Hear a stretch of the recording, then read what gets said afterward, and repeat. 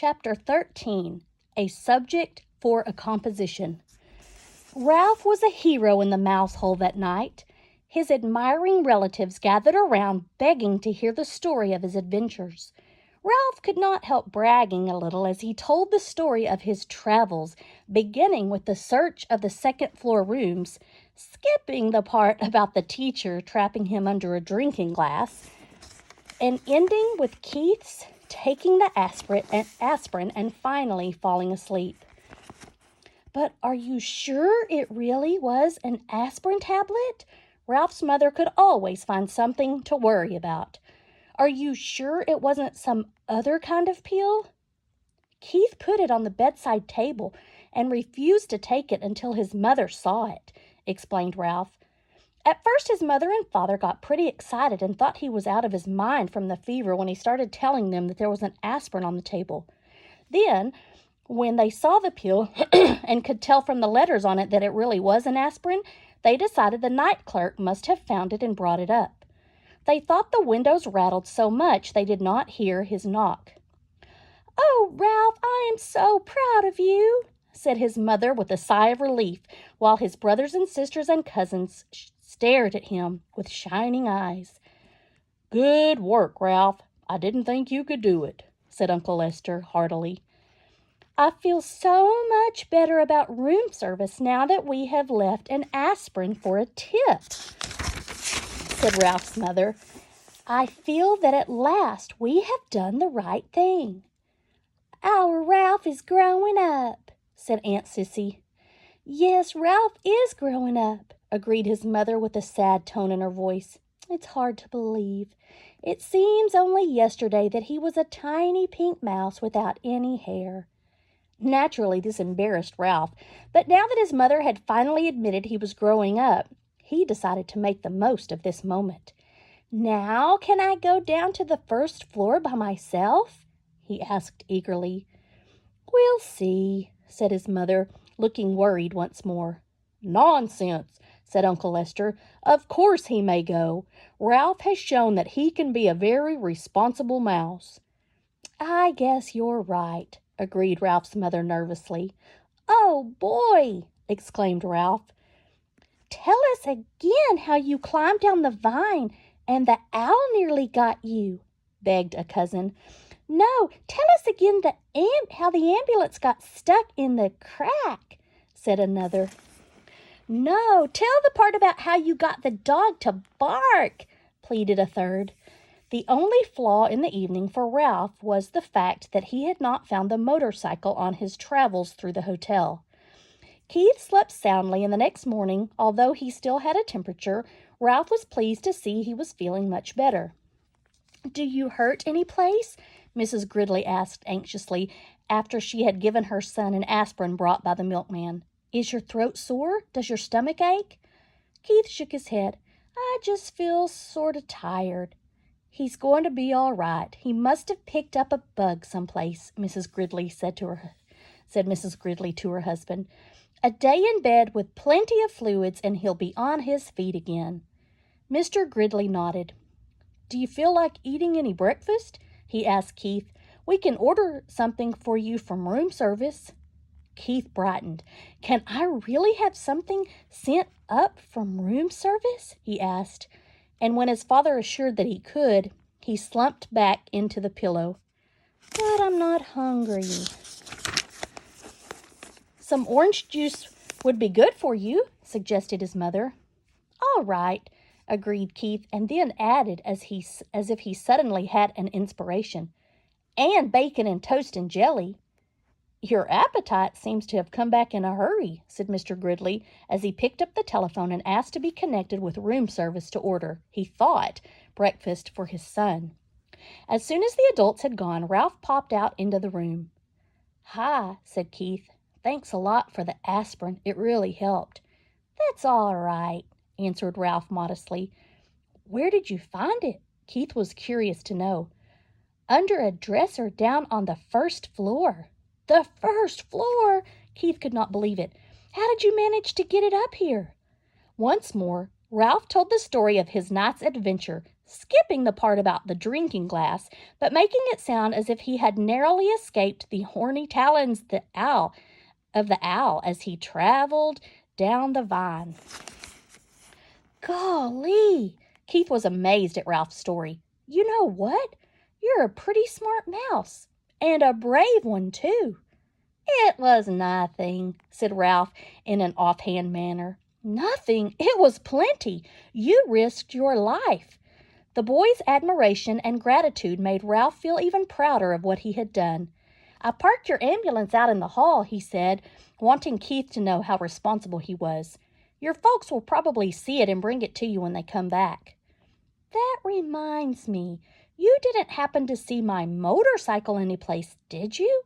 Keith's question was unexpected. Well, no, I didn't. Ralph suddenly felt less proud of himself. But I didn't have much time to look. Yeah, I know. Keith was sympathetic. I just wondered. A knock at the door sent Ralph scurrying to the knothole. Come in, called Keith. Matt entered with a tray.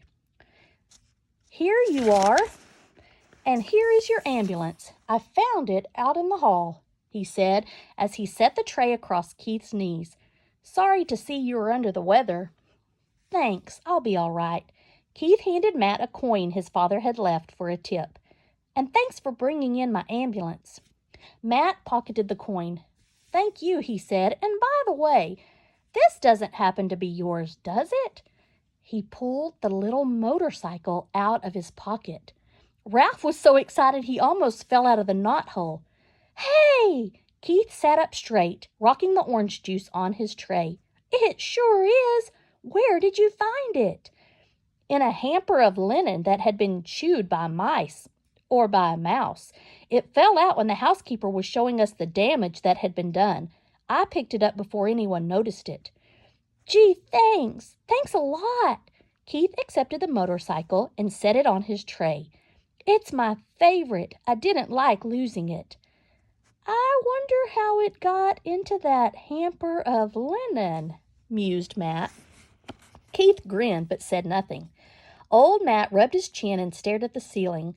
I don't suppose a certain irresponsible mouse happened to ride it into a pile of sheets and pillowcases and get tangled up and dumped into the hamper. Keith tried not to laugh.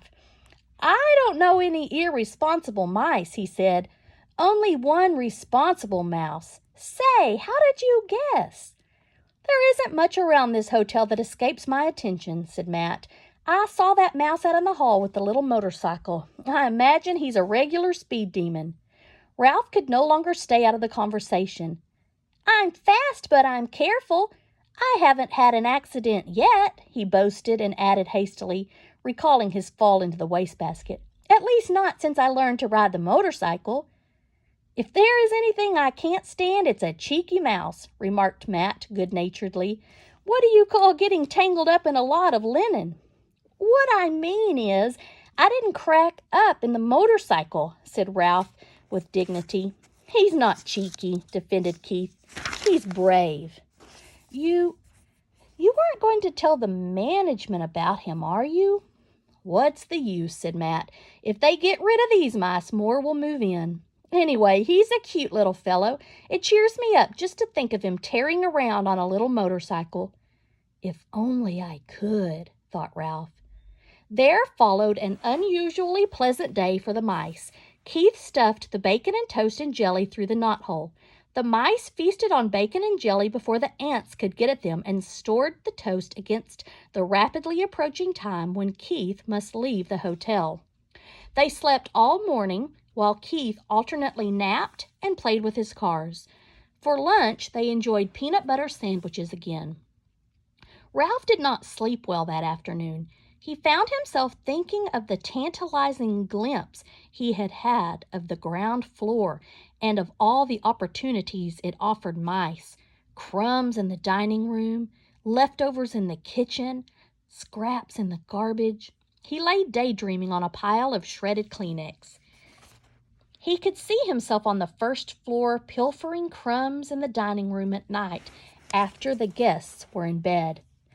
And from the dining room, he would go to the kitchen right past the night clerk, who was sure to be asleep.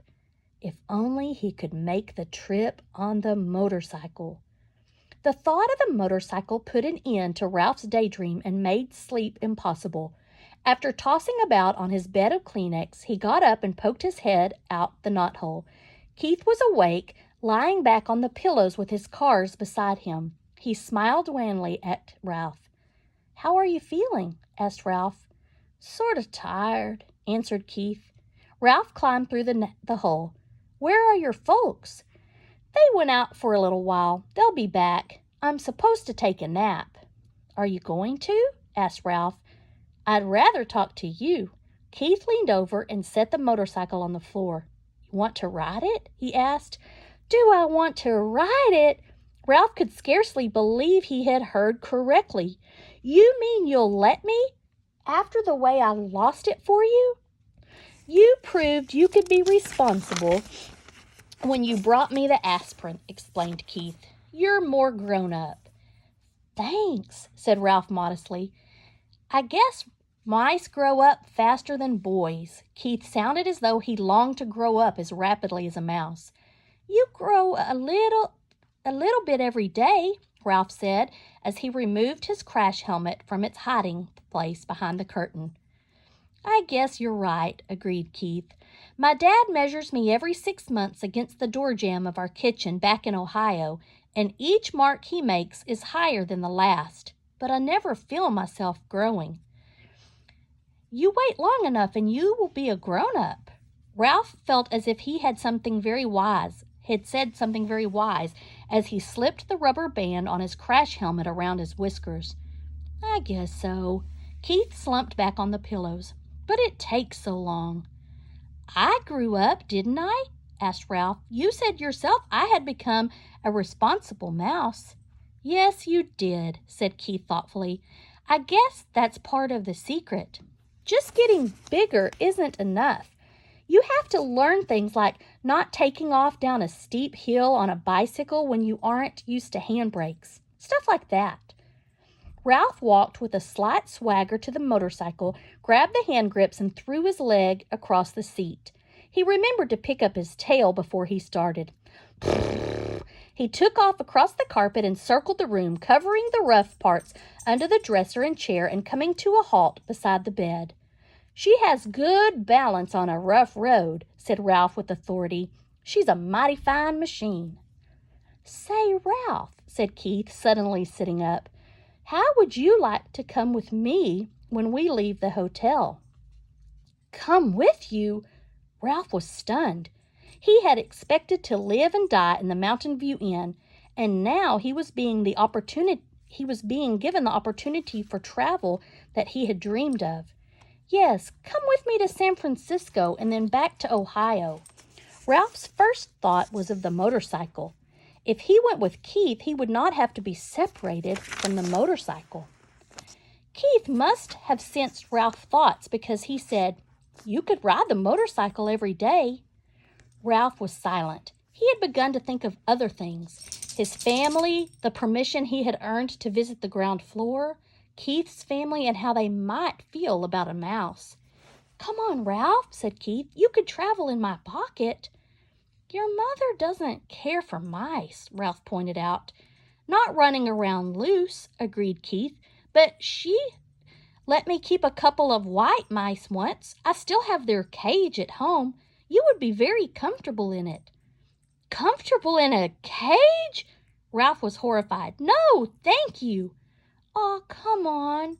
"Would you like to be shut up in a cage?" demanded Ralph. "Well, no, but neither would I," said Ralph, "especially now that I can finally go to the ground floor." In his disappointment, Keith slumped back on the pillows once more. "I guess I knew you really wouldn't want to come," he said. "I understand." "I sure will hate to see this motorcycle leave," said Ralph, and added hastily, "and you too, of course." The boy and the mouse were silent. Both were thinking of their wishes and their regrets that their wishes could not come true. Keith rolled over on his side and propped his head up on his fist. "Would you like to keep the motorcycle?" he asked. "Keep it? Me?" "Sure," said Keith. I can save up my allowance and buy another one when we get back to Ohio." "You really mean it?" Ralph could scarcely contain his excitement. "Keep it for my very own?" "Of course." "How come?" Ralph wanted to know. "I just like to think of you riding it," said Keith. "You know, if you grew up enough to be trusted with a mouse-sized motorcycle, maybe someday I could earn a big one."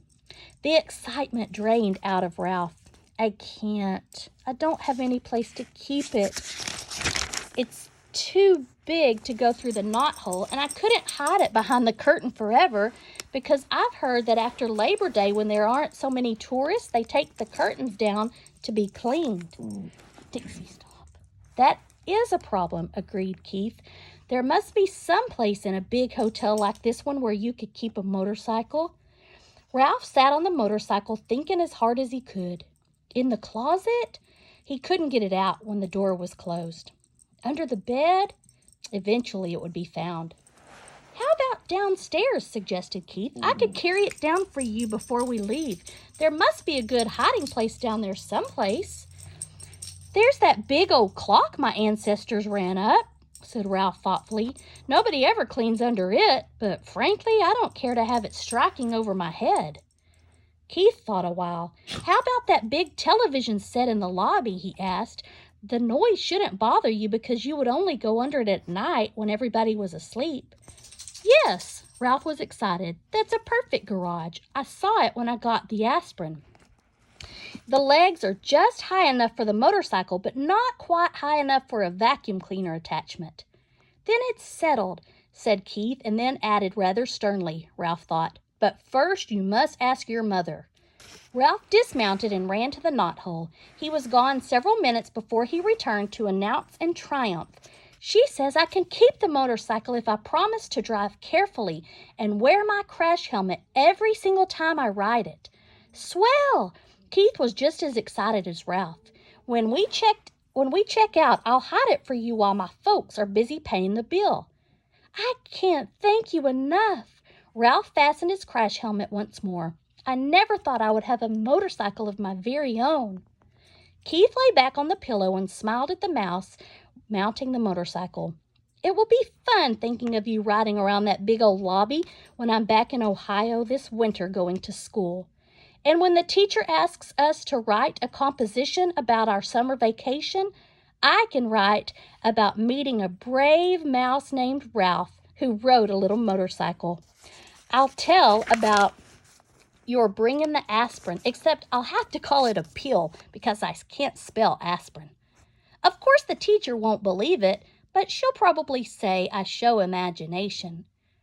Ralph felt proud to think he was going to be written about in a composition in far-off Ohio. He grabbed his tail, gunned the motor, and took off, heading for the threadbare part of the carpet that made such a good speedway. Round and round he sped, faster and faster, until his whiskers blew back and he was filled with the joy of speed. He longed to wave to Keith, but he realized a good driver must keep both paws on the hand grips. He glanced up and noticed that Keith's eyes were closed. The boy had fallen asleep with a smile on his face. Ralph dragged his heels to brake the motorcycle. Quietly, he parked it beside the bed, and quietly he removed his crash helmet and hid it behind the curtain. He did not want to disturb the sleeping boy. Ralph could wait to ride the motorcycle. It was his to keep.